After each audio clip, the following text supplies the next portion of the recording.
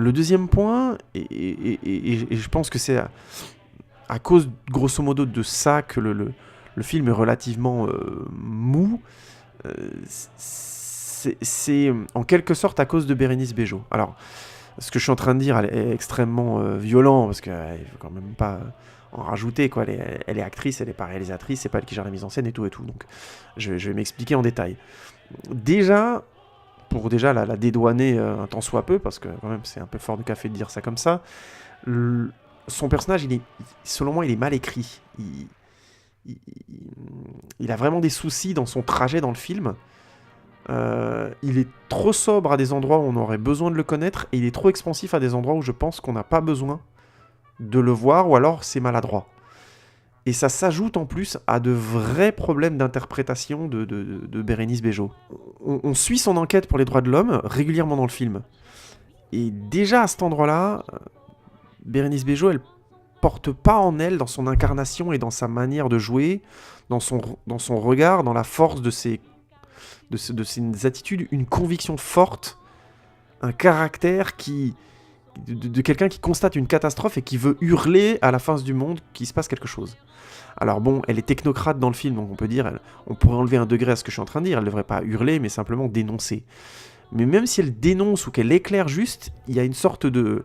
Elle a un côté emprunté à cet endroit-là, qui est visiblement voulu. Hein. Et le film joue sur le fait que c'est une jeune femme, plutôt jolie, plutôt mince, dans un monde visiblement d'hommes plus âgés, et ainsi de suite. Ok, pas de problème, c'est le monde politique mondial que nous sommes créés. Et le film joue là-dessus pour dire, voilà, elle est encore plus pas à sa place, et c'est pour ça qu'on ne l'écoute pas. Mais je trouve que ça n'enlève pas le problème de fond de son interprétation et le manque de caractère de ce personnage-là. On peut partir d'un principe simple. Si le film ne se rend pas compte, non, ou plutôt, si elle ne se rend pas compte de l'importance de la situation une fois qu'elle est en Tchétchénie, dans ce cas-là, on doit le voir. Or, c'est absent du film. Je ne sais pas si je suis assez précis. Ce que je veux dire, c'est que le personnage, à un moment donné, son manque de conviction devrait arriver de quelque part. Et c'est absent du film. Et si elle a de la conviction, ce n'est pas assez présent au corps du film. Elle est juste, à un moment donné, elle essaie d'expliquer une très belle séquence en termes d'image, hein, où elle est face à ces députés européens et tout ça, et elle leur explique la situation, et il y a une sorte d'apathie, tout le monde discute d'autre chose, il y a une sorte de désintérêt global qui est intéressant. Mais elle, en face, sa seule réaction, c'est d'être encore plus gênée et de rien dire. Or, pendant le film, elle interviewe des gens qui vivent ce massacre, elle voit le résultat de ça, et ça ne la remue pas plus que ça. C'est comme si que le film, à un moment donné, disait, mais oui, mais elle aussi, elle est pas seulement impuissante, elle n'est pas tout à fait consciente de ce qu'elle voit et de ce qu'elle vit. Et c'est un problème. C'est un problème parce que du coup, on a du mal à s'attacher à elle, parce qu'en parallèle, on voit l'histoire du petit garçon, on l'a vu, on a ressenti le côté terrible de ce destin-là, et du coup, elle a l'air d'être constamment à côté de la plaque de cette histoire. Or elle en est le cœur. Et en plus, ce qui est paradoxal, c'est que le discours du personnage sous-entend un engagement vraiment fort. Hein. Elle a visiblement pris de la distance par rapport à sa mère, notamment, c'est un thème récurrent dans le film, qui essaie de la contacter, où elle est, et ainsi de suite, pour visiblement s'affirmer et défendre des choses auxquelles elle croit. Mais ça a l'air très accessoire, et en fait on a l'impression qu'elle s'est plus éloignée de sa mère, comme je disais, qui dans le film l'appelle régulièrement, et puis on voit Bérénice Bejo qui est gavée par le fait que sa mère l'appelle sans arrêt, blablabla, pour dire que elle s'est plus éloignée de sa mère, pour dire que c'est en quelque sorte que c'est une grande fille, et en fait on a l'impression du coup qu'elle utilise la guerre comme un prétexte simplement pour pouvoir s'éloigner de sa mère et soi-disant défendre des convictions, mais en fait on la sent jamais complètement investie par ses convictions. On a plus l'impression que voilà, elle a plus fait ça inconsciemment pour s'éloigner de sa famille. Donc c'est vraiment le personnage ne porte déjà pas dans son écriture une conviction forte, et en plus Bérénice Bejo ne porte pas ça dans son langage corporel. Elle a pas cette cette stature, entre guillemets, j'ai envie de dire, à un moment donné, de la personne qui va dénoncer quelque chose. Alors le film part du principe qu'elle n'y est pas arrivée, et que ça explique pourquoi, à l'époque, les choses ne se sont pas produites. Mais je pense qu'il y avait des finesses scénaristiques ou d'écriture du personnage qui permettaient d'aller au-delà d'une sorte d'aveu d'échec un peu mou, parce que ça ramollit réellement le film. Il y a vraiment, à cet endroit-là, une conjonction d'une écriture, je trouve, relativement naïve du personnage, ou alors assumée, mais dans ce cas-là, le personnage n'est pas intéressant, et le film assume que son personnage n'est pas intéressant. Et en plus, ça s'ajoute à une interprétation physique de Bérénice Bejo qui reste très égale et très moyenne. Elle n'a pas un moment jaillissant dans le film. Ça ne veut pas dire que c'est une mauvaise actrice, il faut bien me comprendre. C'est une bonne actrice. Mais pour tenir un tel rôle dans un tel contexte, il aurait fallu une excellente actrice. Si je dois aller sur un critère qu'on va dire d'évaluation du genre de CP, quoi. Genre, il aurait fallu une actrice qui est 18 sur 20 plutôt que 12. Je caricature, hein, exprès. Mais plus simplement, elle porte pas ça en elle. J'avais déjà exprimé dans ma vidéo sur Suicide Squad à quel point évaluer les jeux d'un acteur c'est difficile. C'est pour ça que je l'ai fait sur deux pans à cet endroit-là. Je trouve que l'écriture a un problème et je trouve que l'incarnation physique que Bérénice Bejo lui en donne est problématique puisqu'elle n'a pas cette stature-là à un moment donné. Si vous voulez une comparaison de stature, je dirais que actuellement, non, mais même pas actuellement. On pourrait prendre une actrice comme Nicole Kidman a cette capacité à un moment donné à être quelqu'un qui a du poids à l'image, arrive à vous faire peur quand elle le veut, arrive à avoir l'air, investi par quelque chose quand elle est investie, à avoir l'air folle quand elle l'est, avec une sorte d'aigu et d'intensité qui ne peut pas vous laisser indifférent, ce qui fait qu'elle peut porter un film. Au jour d'aujourd'hui, et là dans ce film-là, je trouve que Bérénice Bejo montre qu'elle n'a pas ça en elle pour l'instant. Alors ça tient à des choses qui peuvent être, sans aller dans les détails, très complexes. Ce qu'on vit en tant que personne, déjà, nous nourrit. Peut-être tout simplement que, au jour d'aujourd'hui, ce que Bérénice Bejo a apporté à ses personnages n'est pas encore assez dense. Ça ne veut pas dire, encore une fois, que je trouve que c'est une mauvaise actrice. C'est une bonne actrice. Elle joue bien dans le film. C'est, pour moi, plus une erreur de casting. Et ça, c'est étonnant, venant du réalisateur qui joue régulièrement avec Jean Dujardin, quoi. Avec un personnage qui t'a mis un tel niveau d'incarnation et un tel niveau d'engagement, notamment dans les OSS 117, mais aussi dans The Artist, je peux pas croire que ce réalisateur-là a pas senti ça, a pas senti à un moment donné le creux de jeu dans lequel il était en train de s'engouffrer et n'a pas au tournage cherché des solutions à cette problématique. En plus, ça vient, c'est d'autant plus visible que la plupart des acteurs du film portent des incarnations vraiment fortes, quoi. Ils ont des visages beaux parce qu'ils ont des visages singuliers. C'est visiblement des acteurs russes, tchétchènes ou autres, et ils ont comme ça une sorte de puissance dans leur regard, dans le dessin de leur visage qui est juste impressionnante, et qui est d'une très très grande beauté. Hein. Je vais certainement écorcher des noms, mais vu que c'est des acteurs, je sais pas si je les reverrai dans d'autres trucs, j'ai envie de leur rendre hommage simplement en les citant. Il y a le petit garçon qui est joué par Abdul Kalim Mamoutsiev, qui est superbe, qui a un visage d'une expressivité incroyable. Il y a sa sœur dans le film qui s'appelle Zouk Radouishvili, qui est juste magnifique. Il y a Maxime Emelianov qui joue le rôle de Kolia, Nikolai, le jeune soldat russe embarqué de force qui crève l'écran. Il est splendide, cet acteur. Donc, il y a tous ces gens-là, et en face, on a Bérénice Bejo qui porte une partie d'histoire à elle toute seule et qui est trop jolie fille, mais sans plus. Et sans compter que elle a aussi dans sa manière de jouer, mais c'est comme ça qu'elle s'exprime, hein, je pense tout simplement.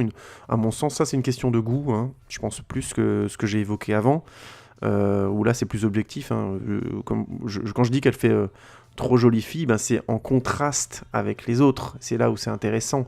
Je mets de gros guillemets sur jolie, c'est pas ça que je veux dire, c'est qu'elle a un côté occidental qui fonctionne bien pour le personnage, mais qui au final ne se double pas d'un comment dire, son incarnation ne se double pas d'un fil émotionnel ou d'un fil de caractère qui serait réellement profond et intéressant sur le personnage. Ça reste trop survolé dans le film. Et c'est pour ça que du coup, le contraste entre son jeu à elle et le jeu des autres acteurs est encore plus visible, s'ajoutant en plus sur leur incarnation physique extrêmement forte. Mais par contre, c'est là où je voulais en venir, je trouve aussi, mais ça c'est plus personnel, qu'elle a une intonation très française, un peu monotone dans la voix.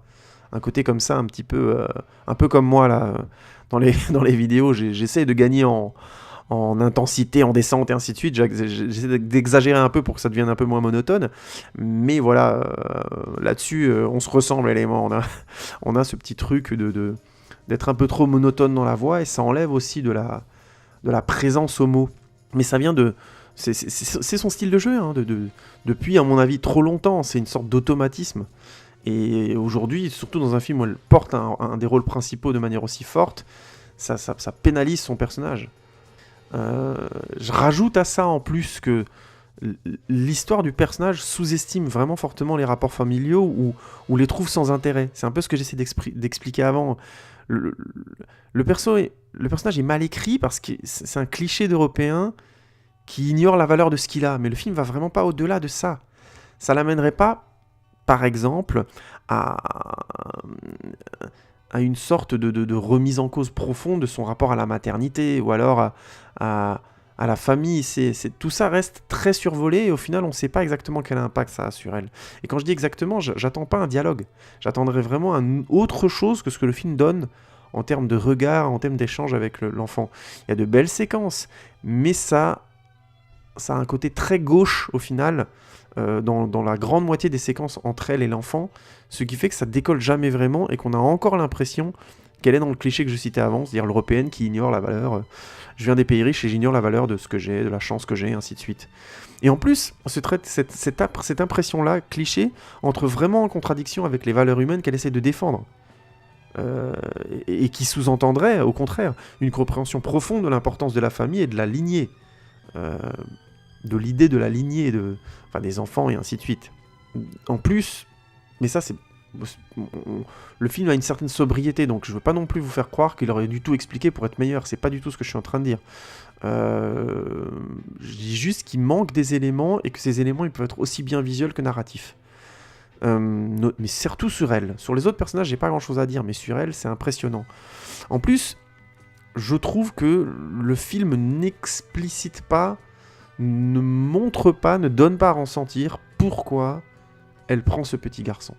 Il y a vraiment un hiatus à cet endroit-là que je trouve vraiment bizarre. Et tout au long du film, et le rapport qu'elle a avec sa mère n'explicite pas assez les choses, ne donne pas assez à ressentir les choses. Il manque clairement des éléments où les contrastes, elle a un moment une discussion avec des collègues qui expliquent qu'elles vont passer les fêtes de Noël avec leur mari, ainsi de suite.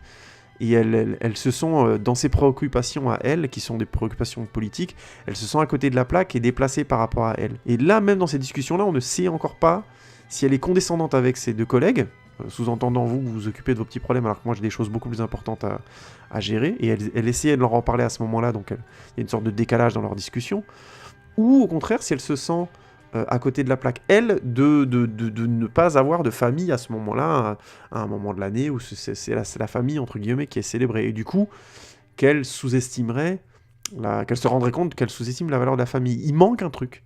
Il manque systématiquement un truc. Sans compter que ça s'ajoute en plus à un déséquilibre réel de force dans les séquences qu'elle a avec le petit garçon. Parfois, c'est vraiment très fort, notamment l'histoire du petit garçon, qui est le moment où le petit garçon raconte son histoire, qui est splendide, ou le moment où elle l'espionne, et il y a une scène de danse, c'est vraiment très très beau. La mise en scène est très sobre. À la limite, j'aurais aimé que la mise en scène soit moins... en chant contre chant, une fois qu'on a compris qu'elle est en train d'espionner, mais ça reste magnifique. L'acteur, le petit garçon, encore une fois, Abdul Kalim Mamoutsieff est splendide. Malheureusement, c'est des séquences qui sont trop rares, et en plus, elles sont un peu gâchées par d'autres séquences qui sont beaucoup plus mélo, voire carrément naïves. Il y a une séquence, je vous passe les détails, avec la musique des Bee Gees. Enfin, ça, c'est vraiment une séquence dingue. C'est une attachée à la défense des droits de l'homme qui voit le contexte de cette guerre. Elle prend un gamin qui a visiblement vécu des choses extrêmement traumatisantes, et il n'y a aucun doute là-dessus, chez elle, et elle essaie de le faire danser sur les Bee Gees, je crois. Elle essaie de faire danser un gamin sur les Bee Gees. On parle là d'un enfant réfugié visiblement traumatisé. Même pas une semaine avant, quoi. Donc, je sais pas. Là, il y a vraiment... C'est tellement énorme comme erreur, cette séquence-là, en termes de fond et de forme, que je comprends toujours pas comment dire, un tel niveau de maladresse dans l'écriture. Et là, je parle vraiment de maladresse, parce que cette séquence-là, elle me paraît dingue. Elle a l'air d'être à côté du film, tellement elle dit des bêtises sur le personnage de Bérénice Bejo, je trouve, qui lui correspondent pas au personnage.